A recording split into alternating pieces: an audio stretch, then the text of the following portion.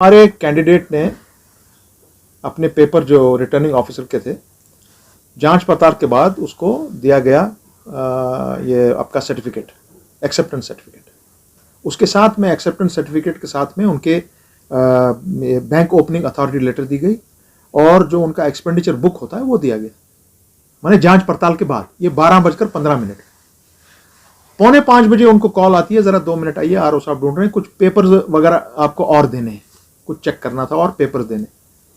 और जो वो उनने वहां पे जाके जो एक्सेप्टेंस लेटर थी उसको जहां पर एक्सेप्टेड लिखा है उसने उस पर इधर को नॉट लिखना और नीचे में आर लिखने की कोशिश की। इसने हमारे बंदे ने बड़ी तेज तरह की उनके हाथ से छीन लिया। बोला आप कैसे लिख रहे हैं इस पर, आपने तो जांच पड़ताल की है मेरे इसकी। जो ही जांच पड़ताल खत्म होती है उसके बाद आपका कोई हक नहीं है मेरे किसी कागज को हाथ लगाना या कोई डिसीजन को आप रिवोक भी नहीं कर सकते हैं। Because once election commission rules are very clear, once you get the acceptance letter you can't revisit. Election Commission also cannot reopen this case. So वो बात हुई थी जिस पर आज हमने एजिटेट किया डीसी साहब के पास, पूरा उसको डिटेल दे दिया। अब उसकी इंक्वायरी चल रही है और मुझे लगता है शाम तक ये मामला दुरुस्त हो जाएगा। तो उनकी ऑलरेडी कब की लगी हुई है, वो आज अपना कोशिश कर रहे हैं बोलने की आज ये चाइना गैंग है, आज ये गुपकार गैंग है, वो है, उससे कोई फर्क नहीं पड़ता भाई। हमारे आवाम को वो फैसला दे देंगे 140 सीट लेकर और आपको खाली हाथ यहाँ पे अपना कोई कटोरा गिलास विलास पानी लेके वापस चले जाओ आप जितने भी लोग आए हो। मैं अमित शाह जी से बड़ी मौतबाना गुजारिश करूंगा कि please don't use this language. If you can be rough with us we can be very rough with you mister Shah. You can not tell us that we are anti national. हम अगर 370 की बात कर रहे हैं, 370 हमको मिला, आपके सरदार पटेल ने मूव किया, डॉक्टर श्यामा प्रसाद मुखर्जी ने उसको सेकंड किया, आंजानी पंडित जवाहरलाल नेहरू उसके मेंबर थे, गोपाल स्वामी अयंगर ने किया।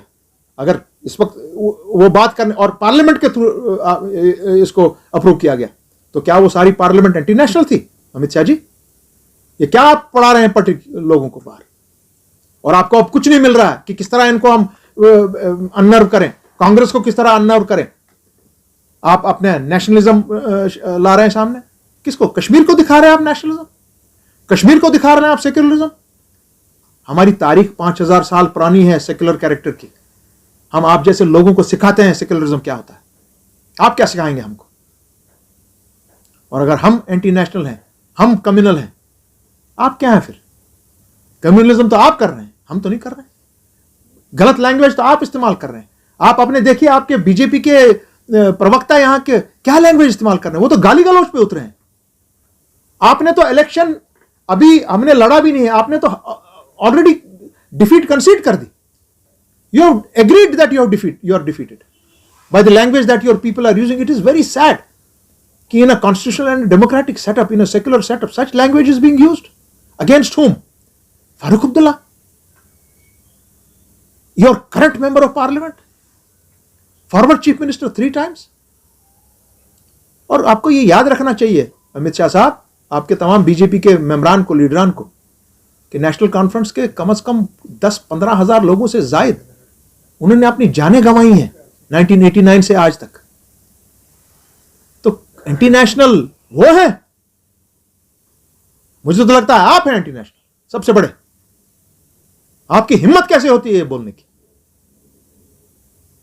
है कौन आप ये बोलने वाले? क्योंकि यहां हालात इस तरह बिगड़े हुए हैं।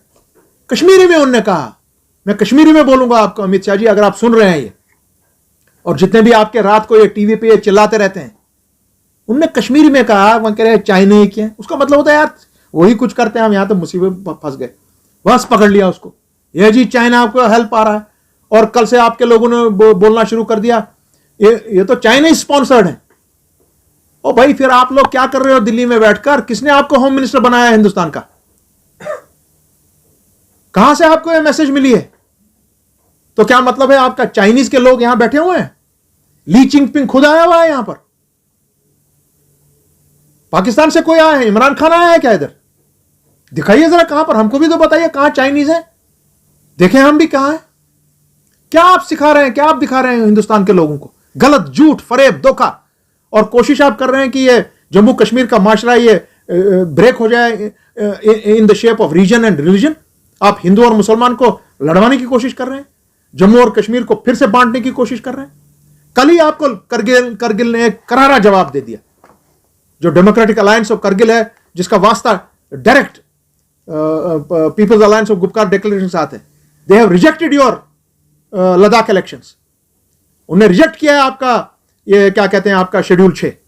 कैंडिडेट पीपल्स अलायंस का जो उसको सीट अलॉट हुई होगी, जिसको उसकी अथॉरिटी लेटर मिलेगी, वही कैंडिडेट है। नेशनल कॉन्फ्रेंस के 10 आदमी उठा सकते हैं वहां, पीडीपी के 10 हो सकते हैं, एएनसी के 10 हो सकते हैं। मैंने 40 सीटें छोड़ दी। मैंने कहा मुझे एक भी नहीं चाहिए, छोड़ दो for the overall interest of the alliance.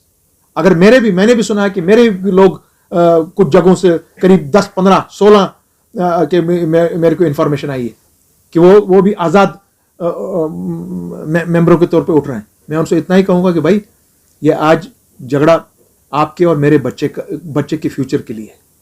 मेहरबानी करके जहाँ जहाँ भी आप लोगों ने फॉर्म डाले हैं, किसी भी पार्टी से वो ताल्लुक़ रखता हो, मेहरबानी करके अगर आप अलायंस के क्या कहते हैं सीट के अगेंस्ट आपको नई नेशनल कॉन्फ्रेंस का है, पीसी का है, एएनसी का है, आपके सीपीएम का है, प्लीज़ जितने भी लोग हैं आप अपने फॉर्म्स विड्रॉ कर दीजिए और कोशिश कीजिए कि हम 140 बराबर यहाँ से, और जो ये अनुराग ठाकुर साहब यहाँ पे तशरीफ फरमा है, कांग्रेस वाले भी, वो भी अपने लोगों को पीछे हटा दीजिए प्लीज, और उनको आप यहाँ से खाली हाथ वापस लौटा दीजिए। ये हमारा मानना है। अगर पीएचडी में नहीं होता तो मुझे इतला आई होती, आईएजी मीटिंग है, ये मसला हुआ। अभी तक जब मैं आपसे बात कर रहा हूँ, यार part and parcel of PhD. Centre ने तो कल लोग हैं कांग्रेस वालों को, ये हमारे भाइयों को खुद अपने सोचना होगा कि उनके कितने स्पोक्स पर्सन है और वो किसको अथॉरिटी की बात करने की। आप सब अपनी अपनी ये लैंग्वेज देते हैं, उनको अपना कंफ्यूजन खुद दूर करना चाहिए इंटरनली।